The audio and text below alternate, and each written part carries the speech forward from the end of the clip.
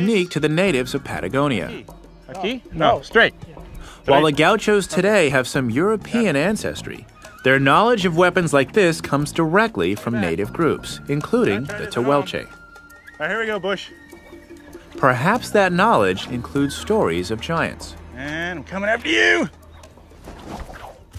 Ah, ha! Ha-ha! Adolfo says he's heard the tales.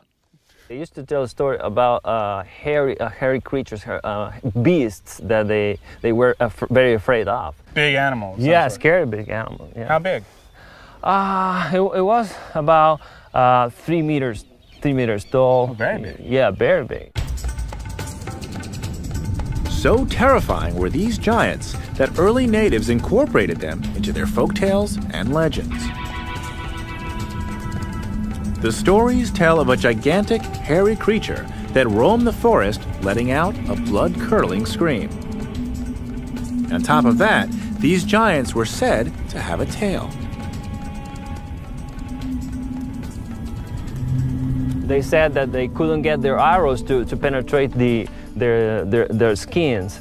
And even some explorers in Patagonia said that the bullets didn't make any effect on the animal. And stories are still being told in the gaucho community? Oh yeah, they are passed over from generation to generation. Yes, yeah. The legend is alive. Could these legends be true? Could a Bigfoot with a tail actually exist here? To determine the truth behind these stories, I traveled to the coastal town of Bahia Blanca to meet a renowned paleontologist. Okay. She's one of the world's foremost experts on ancient animals. Her name is Silvia Aramayo. She spent more than a decade studying and analyzing the remains of giant creatures. She tells me she has something very interesting to show me. Well, busy. You got lots of people here. Should we go in? Yes, we may go. This is incredible. A series of giant footprints, so big that they seem unreal. These footprints were buried under sand until a big storm exposed them in 1968. Silvia's colleagues, Teresa Manera and Roque Bianco, were the first to see them and realized they might be ancient fossils.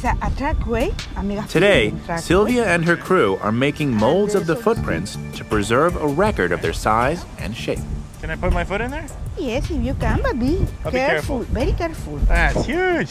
Huge. And then he went over here. And the other on the left, yes. Ugh. Wow, that's huge. It's amazing. This is so exciting. Because as I said, I'm on the trail of giants, and this is the first evidence I've seen of giant footprints actually on the landscape. The land of big feet. That's what I've learned Patagonia means. Perhaps Patagonia got its name because the explorers stumbled on footprints like these. When was this footprint pushed in?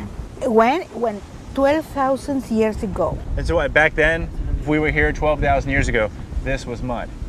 It was mud, exactly, yes. Okay. And, exactly. this creature came in, and this giant came in right. and squished its footprints in here. Paleontologists know this because of the animal's gait and the depth of the tracks. The shape of these prints told them what kind of creature created them. Megatherium footprint. Megatherium. Megatherium. What is a megatherium? Like an elephant? It's a ground sloth. This is a sloth? This is sloth, yes. Sloths today make footprints that are very similar. That's why scientists believe that these belong to a sloth species. As more and more Megatherium fossils have been discovered, a clearer portrait of the creature has begun to emerge. Sloths are like this big. What did this thing look like? This, like this. This? This is what made this? That's a giant sloth. A giant sloth, the ground sloth. And the animal upright was 6 meters high and 5,000 kilograms in weight. That's about 20 feet tall and 11,000 pounds. Oh my God. That is huge. Yes. And it's covered in fur. Yeah, that's right. And this sloth can walk on 2 legs? Walk it upright, yes, that's right. A giant creature walking But is that on normal 2 feet. That's what the gauchos told me. Yes. The Bigfoot that made these tracks is no myth. My search for the giants of Patagonia has taken a strange turn. Yeah! I'm no longer looking for giant humans. I'm on a hunt for the Bigfoot mentioned in native legends. I've seen one creature's huge fossilized footprints, and now, to get a real sense of the size of this animal, I'm heading to La Plata Museum near Buenos Aires, where I've heard a complete skeleton of a megatherium is on display. I'm curious to learn more about these giants, so I'm here to meet Chief Paleontologist Susana Barco. Susanna. Hi, yeah, Josh. Hi. Nice to meet you. Yeah, pleasure. How are you?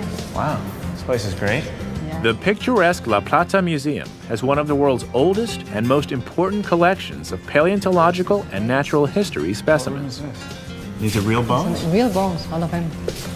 Okay, this This is an elephant. Are there any giants in this room? Or beside the elephants, Yeah. the real giants are in the paleontology exhibition. Okay. Megatherium. This is the giant. And this is what made the footprints I saw. Yes, of course. Look at that. Megatherium americanum. Megatherium americanum.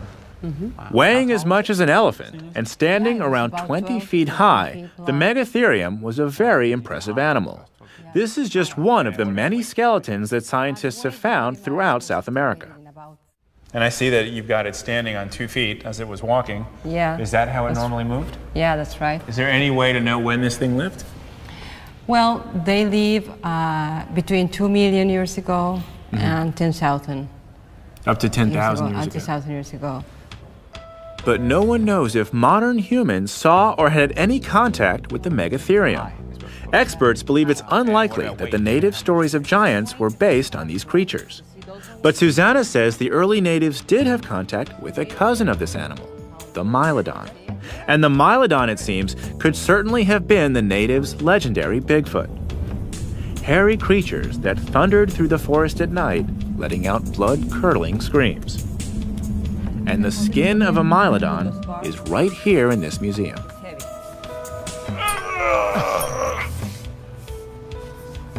Actually, that is pretty heavy. It's very heavy, I told you. This piece of skin was found over a century ago in 1895. It created quite a sensation because no one had seen anything like it before. That must have been exciting to discover it. What did they think when they found this skin? Well, they think that they belong to a species that is still alive. And that's because the pelt seemed so fresh. They felt certain that animals like this still roam the land. But we now know that this pelt belongs to the Mylodon and is about 8,000 to 10,000 years old. This unusual skin seems consistent with the native tales about the Mylodon's thick hide. What are these things?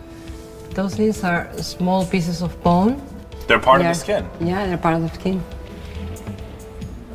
That's pretty hard. Yeah. So they have like armor-plated skin. It's an armor plate. Wow. This is interesting because I've heard from the gauchos how hard their skin was. Yeah. The gauchos told me stories about mysterious encounters between the natives and these giants. They spoke of firing their arrows at these enormous wild beasts.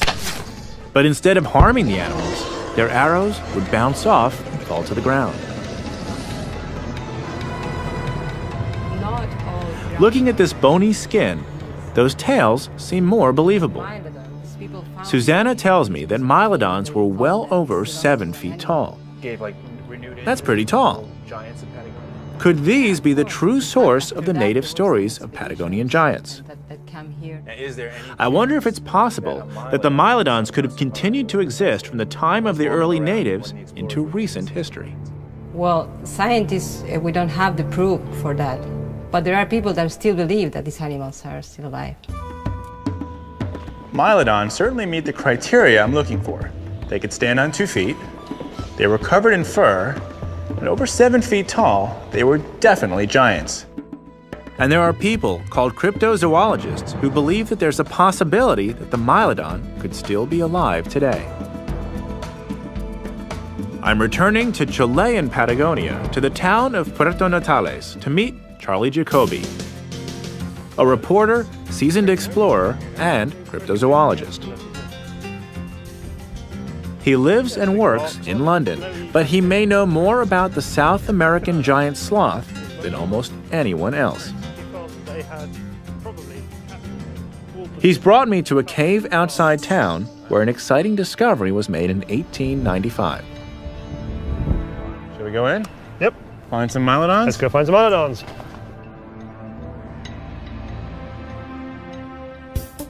Josh, I'd like to introduce you to the Mylodon. Oh, yes. Close personal friend of mine. Yeah. Mylodon, Josh, Mylodon. Pleasure. This life-size replica of a Mylodon is about 9 feet tall. So it looks more like, you know, sort of polar bear meets anteater. You know? Well, yeah, I'd say a kind of 9-foot hamster, really. So not necessarily hunting people down. No, definitely not. Gotcha. It just looks so, you know, ready to kill you. So this sculpture basically represents what was discovered in this cave. Yes, that's right. There was a sea captain called Herman Eberhard, who bought all this land here in the 1890s. He rode up here one day and he found this skin in the back of the cave. That's the skin that I saw in the museum. This yeah, exactly. furry, stony looking. With the little bony bits in it, that's right. Said the skin looked so fresh that everyone concluded that the animal had died recently. And this electrified Edwardian Britain. I mean, sloth fever gripped the country. The newspapers were fascinated. So this is where people were coming looking for these 9-foot sloths. Sloths. Sloth. Sloth. Sloth. Sloth, Josh. Tomato. Tomato. Okay, fine. Instead of calling the whole thing off, we get on with the story about sloth fever. And the Daily Express had this bright young writer who was very good at cricket, but they thought would also be very good at exploring, called Hesketh Pritchard, my great-grandfather, and sent him out here. Hesketh Pritchard, Charlie's great-grandfather, came to this region in 1902 hoping that somewhere in the vast expanse of Patagonia, Mylodons might still roam. He traveled farther than anyone else into the wilds of Patagonia looking for them. And Charlie is determined to continue that quest. So this is despite the fact that scientists are saying this animal went extinct long ago. Well, scientists are constantly revising what they say based on new evidence. Charlie takes me to the back of the cave and explains that scientists originally thought Mylodons became extinct before humans came around. Sure. This was where they first discovered that Mylodons and man lived together in the same place. Not in the same cave. Yeah, in the same cave. Absolutely. Really? Yeah, How does that work? See that wall there? That was built right up to the top, and behind that they reckoned that people kept Mylodons. Were they kept as pets? Were they kept for food? Scientists can't say for sure. But one thing they're fairly certain about is that Mylodons no longer roam the region. Charlie, however, is not entirely convinced. So you think scientists may be wrong here? Well, science is always revising. I mean, history is always revising. That's what's so magical about it. And so some discovery would create a new timeline of when these animals went extinct. It's always possible. It's possible. I mean, that's the thing, isn't it? It's a spirit of adventure. You know, it's the looking. If you're just going to sit in some crusty museum going, no, they're onto me, that's no good at all. Right. You got to get out there and have a look. Well, what kind of evidence do you have to support this idea that one survived? Well, the same evidence that sent great-grandfather here in the first place. It's stories. It's stories about natives who fired arrows at this stone pig, as they described it, and the arrow would just bounce off.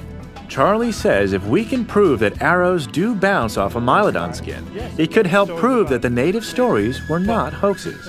In fact, he thinks that Mylodons may still exist today. No, we could actually go and try that if you like. Yeah, be all for that. Let's go and do that. In my pursuit of giants, I've seen huge fossilized footprints, examined the pelt of an ancient sloth called the Mylodon, and explored a cave where they once dwelled. Could the native stories of Bigfoot be based on fact? To find out, I'm about to try an experiment with giant sloth enthusiast Charlie Jacoby. To do that, we have to travel through the town of Puerto Natales. Yeah, this is Mylodon Central. This town. This town. People love stories about giants, and that may be one of the reasons why the legends have persisted through the centuries. Go ahead and check them out. Let's go and have a look. Check this out. Oh, fantastic. But another reason for this fascination is that from time to time, stories of Mylodon sightings crop up throughout South America.